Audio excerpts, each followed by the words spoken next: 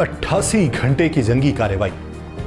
न सिर्फ पाकिस्तान की मुसल्लह अफवाज की शुजाअत और हिकमत अमली का आगाज़ थी,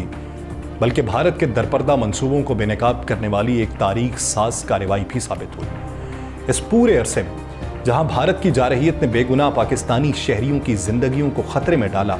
वहीं पाकिस्तानी फ़ौज ने अपने अज़्म और हिम्मत का अमली मुजाहिरा करते हुए दुश्मन को दंदान शिकन जवाब दिया।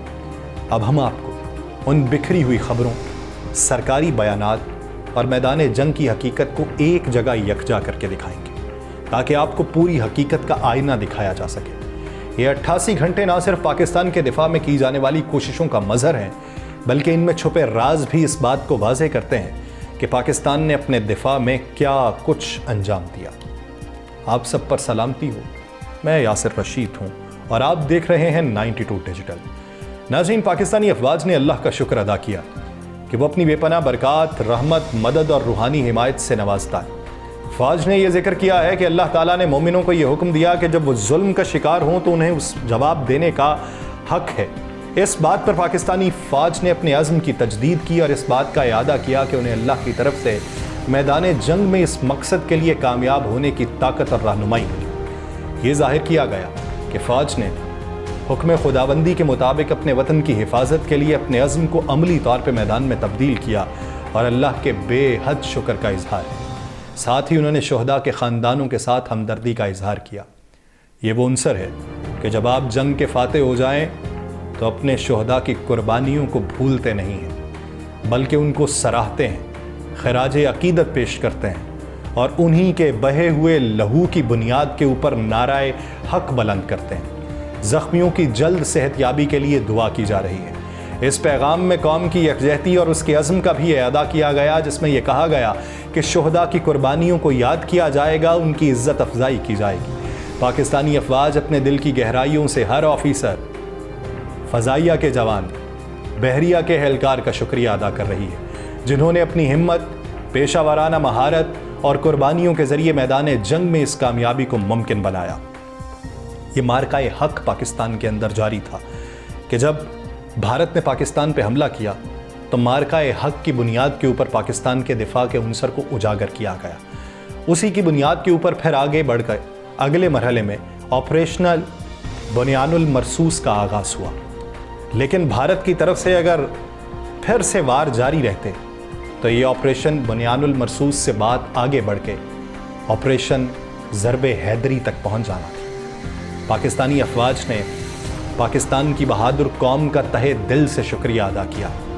एक तरफ कौम फ़ौज का शुक्र अदा कर रही है और फ़ौज को खिराज तहसीन पेश कर रही है, दूसरा कौम इस बात का इआदा कर रही है कि हम मुत्तहिद होकर लड़े हैं, तो उधर फ़ौज उस पूरे मंजरनामे में आपका शुक्रिया अदा कर रही है और कह रही है कि आपकी गैर मुतज़लज़ल अखलाकी कुव्वत, अज़्म और सबसे बढ़ के मुकम्मल हिमायत और दुआएं इन मुश्किल हालात में हमारे साथ रहीं। ये हिमायत दरअसल पाकिस्तानी अफवाज के लिए सबसे ताकतवर कुव्वत में इजाफे का सबब बनी है। पाकिस्तानी फ़ौज कहती है हम ख़ास तौर पर पाकिस्तान के नौजवानों के शुक्रगुजार हैं, जिन्होंने मुल्क के साइबर और मालूमाती जंगजू के तौर पर सामने आकर महाज का हिस्सा बनने का फरीज़ा सरअंजाम दिया। फिर फ़ौज ने पाकिस्तान के मुतहर्रिक मीडिया का भी दिल की गहराइयों से शुक्रिया अदा किया, जिसने भारतीय मीडिया की झूठी इत्तलात और बेपरवाह जंगी इश्तियाल अंगेज़ी के ख़िलाफ़ बुनियानुल मरसूस की तरह मजबूत दीवार बनकर खड़ा होकर हमारा साथ दिया।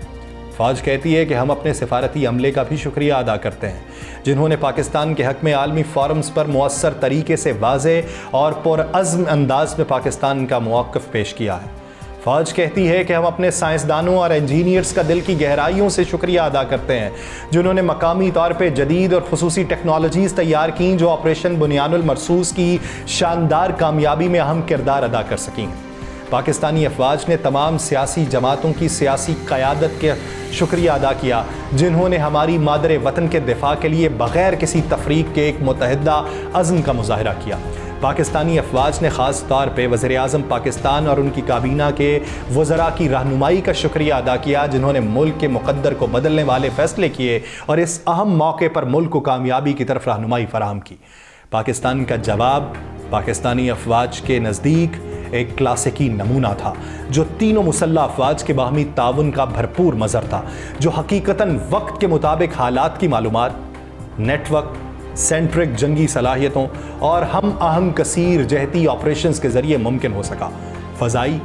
زمینی، سمندری اور سائبر ڈومینز میں یہ ہم آہنگی پاکستان کی افواج کو انتہائی درستگی کے ساتھ اہداف کو نشانہ بنانے، زبردست ہلاکت خیزی پیدا کرنے اور تیز رفتار آپریشنل ٹیمز کی صلاحیت فراہم کر چکی ہے۔ تمام پلیٹ فارمز نے ایک ہی حکمت عملی کے تحت آپریشنز کیے، جس کے نتیجے میں مخصوص مقامات پر ہم آہنگ اثرات مرتب ہوئے ہیں۔ پاکستانی فوج نے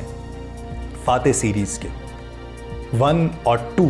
طویل فاصلے تک مار کرنے والے میزائلوں کا استعمال کرتے ہوئے پاک فضائیہ کی درست گولہ باری، اعلیٰ صلاحیت والے طویل فاصلے تک لوئٹرنگ کلر میزلز اور درست طویل فاصلے تک توپ خانے کی مدد سے بھارت کے غیر قانونی طور پہ مقبوضہ جموں و کشمیر اور بھارت کے مین لینڈ میں 26 فوجی اہداف اور وہ سہولیات جو پاکستانی شہریوں کو نشانہ بنانے کے لیے استعمال ہوئیں اور وہ ادارے جو پاکستان میں دہشت گردی کو ہوا دے رہے تھے ان کو نشانہ بنایا۔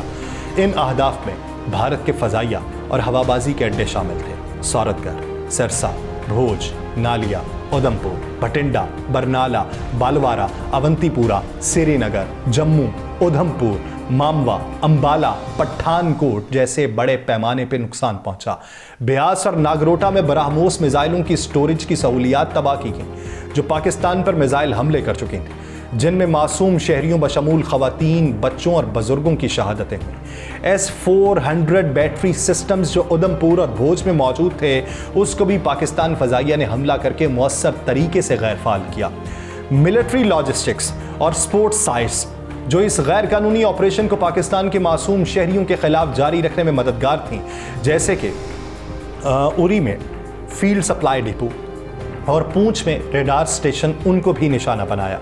فوج یہ بتاتی ہے کہ ملٹری کمانڈ ہیڈ کوارٹرز جنہوں نے ہمارے معصوم شہریوں خصوصاً بچوں کو شہید کرنے کی منصوبہ بندی کی تھی، جس میں بشمول 10 بریگیڈ تھی اور 80 بریگیڈ اس کے KG ٹاپ اور نوشیرہ میں مکمل طور پہ اسے تباہ کر دیے گئے۔ ان سہولیات کو خاص طور پہ نشانہ بنایا گیا جو پاکستان کے اندر دہشت گرد حملے کرنے والے پراکسی عناصر کو پناہ دیتی تھیں اور ان کی تربیت کرتی تھیں اور انہیں اس حملے کے لیے تیار کرتی تھیں۔ ان میں راجوری اور نوشیرہ میں انٹیلیجنس یونٹس اور ان کے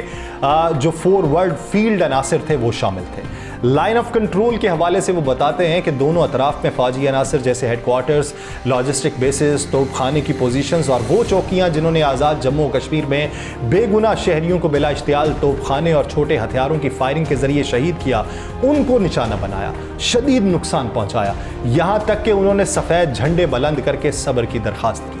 بھارت نے پاکستانی فضائی حدود کی خلاف ورزی کرنے والے جو ڈرونز تھے اس کا استعمال کیا تاکہ ہمارے شہریوں کو دھمکایا جا سکے اور خوف پھیلایا جا سکے۔ فوج یہ کہتی ہے کہ آپریشن بنیاد المرصوص کے دوران درجنوں پاکستانی مسلح ڈرونز بھارتی بڑے شہروں اور حساس سیاسی اور حکومتی سہولیات کے اوپر پرواز کرتے رہے، جن میں بھارتی دارالحکومت نئی دہلی اور بھارتی غیر قانونی طور پہ مقبوضہ جموں و کشمیر سے گجرات تک کے علاقے شامل تھے، تاکہ ہماری مہلک طویل فاصلے تک کی غیر منسلک صلاحیت کو واضح طور پہ ظاہر کیا جا سکے اور یہ ثابت کیا جا سکے کہ جنگ میں اس ڈومین کا استعمال بے معنی ہے۔ پاکستانی مسلح افواج نے اس آپریشن کے دوران ایک جامع اور مؤثر سائبر آپریشن انجام دیا، جس کے ذریعے بھارتی مسلح افواج کے لیے ان کی اہم انفراسٹرکچر اور خدمات کو عارضی طور پہ معطل اور مفلوج کر دیا گیا، جو بھارتی افواج اپنے آپریشنز کو جاری رکھنے کے لیے استعمال کر رہی تھیں۔ پاکستانی مسلح افواج کے پاس انتہائی جدید اور پیچیدہ ملٹری ٹیکنالوجیز کا ایک بھرپور ذخیرہ موجود ہے اور اس جنگ میں صرف محدود تعداد اور اقسام کی ان ٹیکنالوجیز کو احتیاط کے ساتھ استعمال کیا ہے۔ اس سب کے باوجود بھارتی افواج کی طرف سے مسلسل اشتعال انگیزیوں کے مقابلے میں پاکستان کا فوجی رد عمل انتہائی درست، متناسب اور حیرت انگیز طور پہ ضبط کا حامل رہا۔ اس رد عمل کو بڑی احتیاط سے ایڈجسٹ کیا گیا تھا تاکہ شہریوں کے جانی نقصان سے بچا جا سکے اور صرف وہ ادارے اور سہولیات نشانہ بنائی گئیں جو براہ راست پاکستانی شہریوں کے بے رحمانہ قتل اور پاکستان کے اندر دہشت گردانہ حملوں کی منصوبہ بندی اور نفاذ میں ملوث تھیں۔ پاکستانی فوج کہتی ہے کہ پاکستان کو اس دوران KP بلوچستان میں بھارتی سرپرستی میں دہشت گردی کی غیر معمولی اور فوری لہر کا سامنا بھی کرنا پڑا، جبکہ ہماری مسلح افواج مشرقی محاذ پہ آپریشن میں مصروف تھیں۔ یہ بات ثابت کرتی ہے کہ بھارت پاکستان میں دہشت گردی کی کارروائیوں میں बराह रास्त मुलव्वस है और उसकी प्रॉक्सी ग्रो इस दौरान मुकम्मल तौर पर फाल रहे। पाकिस्तान की मज़ाहमत का मुजाहिरा करने वाली मुसल्लह अफवाज ने इस चैलेंज का मुकाबला किया और अपने मशरकी महाज के ऊपर दुश्मन की तमाम तर जारहियत के बावजूद अंदरूनी दहशतगर्दों की कार्रवाइयों को नाकाम बनाया। उनकी अज़्म, हिम्मत, हिकमत अमली और मौसर ऑपरेशंस की बदौलत पाकिस्तान की सलामती को मज़ीद तक़वियत मिली है। पाकिस्तानी साइबर टीम ने कर्नाटक की काबिल तजदीद तवानाई के तरक्की के इदारे Karnataka renewable energy development limited पर साइबर हमला किया। ये सबसे कारी वार था। मालूम नहीं पड़ा कि पीएफ में पायलट बैठे हैं या हैकर बैठे हैं। पाकिस्तानी फ़ौज में सरहदों पे लड़ने वाले बैठे हैं या कीबोर्ड्स पे उंगलियां चला के निज़ाम को हैक करने वाले। जो हमला किया गया उसके नतीजे में कर्नाटका रियासत के तमाम सोलर और विंड पावर ग्रिड्स मुकम्मल तौर पे तबाह हुए और इस हमले के असरात से 235 तवानाई स्टेशंस मुतासर हुए हैं, जिनमें सिस्टम की नाकामी और तवानाई की तरसील में खलल आया। उन स्टेशंस में शामिल कुछ अहम मराकज़ में स्प्रो solar park, सोइज़लोन होनाली, Adani green park और दीगर शामिल हैं, जिन्हें फौरी तौर के ऊपर बंद करना पड़ा। उन ग्रिड्स की बंदिश से रियासत की तवानाई के फराहमी में संगीन मसाइल पैदा हुए और मईशत पर मनफी असरात मुरतब हुए हैं। और अभी भी ये बात उनके सोशल मीडिया के ऊपर लोग लिख रहे हैं कि 2 दिन से ब्लैकआउट चल रहा है, अभी तक बिजली की फराहमी बहाल नहीं हो पाई। इस तबाही के असरात न सिर्फ तवानाई के शोबे बल्कि अवामी ज़िंदगी पर भी पड़े। कारोबारी सरगर्मियाँ मुतासर हुईं, रोज़मर्रा के कामों में रुकावट आई और इस सूरत हाल ने भारतीय रियासत को